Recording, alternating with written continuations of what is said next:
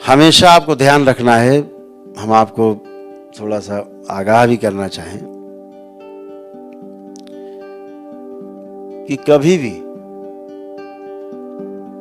जब भी आप कुछ भी सोचते हो, बहुत ध्यान से सुनना, आपके लिए बहुत शुरुआती कड़ी की बात है। इसको पकड़ लेंगे तो फिर चले जाएंगे तैरते हुए।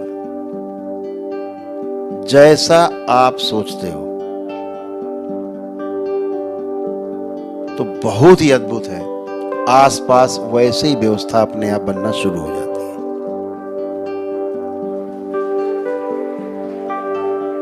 अगर आप मकान बनाने के बारे में सोचते हो तो मकान बनाने के बारे में सोचते सोचते व्यवस्था वैसे ही बनने लगती है। पहले जमीन खरीदना किसी तरह से, फिर किसी तरह से थोड़ा थोड़ा बनाते गए, फिर मकान बन गया, फिर लीप पुत गया, फिर घर में प्रवेश कर गए।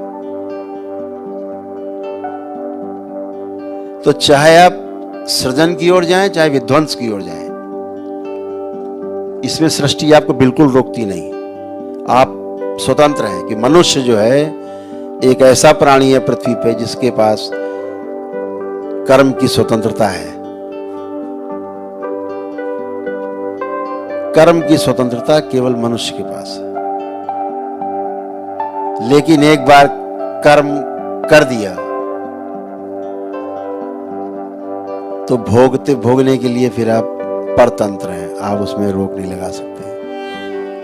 करने तक आपके पास, आपके हाथ में है, वहां तक, पहला कदम उठने तक उठा दिया, अब भोग तय हो गया।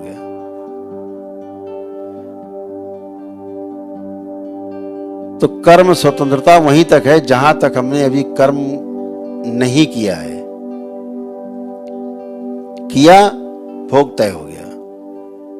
तो मनसा वाचा कर्मणा, जो मैंने बार बार कहता हूं, सबको आगाह करता हूं कि किसी के विरुद्ध सोचने से भी आपके भोग तय होते हैं। करना तो बहुत बाद में आता है।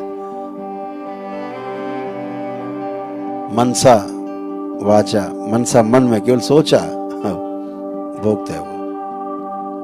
क्यों? जैसे ही आपने सोचा, शरीर के अंदर एक केमिकल रिएक्शन होता है। जैसे किसी के बारे में गलत सोचा, क्रोध आया अंदर, एक ग्लैंड्स खुलेगी, उससे रिलेटेड थोड़ा सा रस निकलेगा, खून मिल जाएगा, जहर है वो। अब लालच करते हैं, अहंकार करते हैं, ग्लैंड्स खुलती है, शरीर के अंदर ग्लैंड्स हैं, उससे कुछ रस निकलता है, उससे संबंधित टपकता है खून में, जहर, और आपकी लाल रक्त कणिकाओं को मारना शुरू करता है। चिंता करते हो तो भी यही होता है। कोई भाव लाते हो आप तो यही होता है। इसी प्रकार जब विश्वास करते हो आप, आस्था करते हो दरबार में किसी भी के प्रति, आपकी आस्था, आपका विश्वास, तो एक अनेक प्रकार की ग्रंथियां, उनमें से वो ग्लैंड्स खुलती हैं जो उससे रिलेटेड है, उस भाव से, और वो टपकती हैं आपके खून में, मिलती हैं, तो आपको आनंद का अनुभव होता है। ध्यान में जाते हैं, मन से आमन की स्थिति में जाते हैं, तो एक विशेष ग्रंथि है